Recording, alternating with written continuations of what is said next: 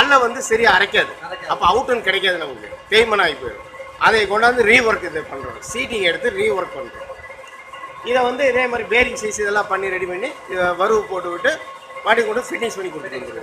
இதில் வந்து உலக்கையில் வந்து இந்த வேலை தான் வரும். பாக்கி இதனுடைய ஜோடி வந்து அதில் செக்குங்க. அது பார்த்தீங்கன்னா நான் இந்த லைட்டை போட்டு இந்த செக்கில் தான் அந்த உலக்க வர்றதுங்க. இது வந்து ரன்னிங் ஆகிறப்போ ஓகே அப்படி இதாகும் பாருங்களேன். உள்ள வறுவு போட்டிருக்குங்க இது.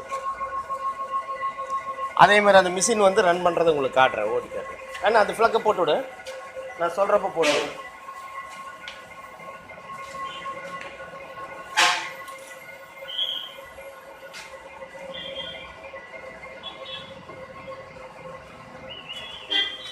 இது வந்து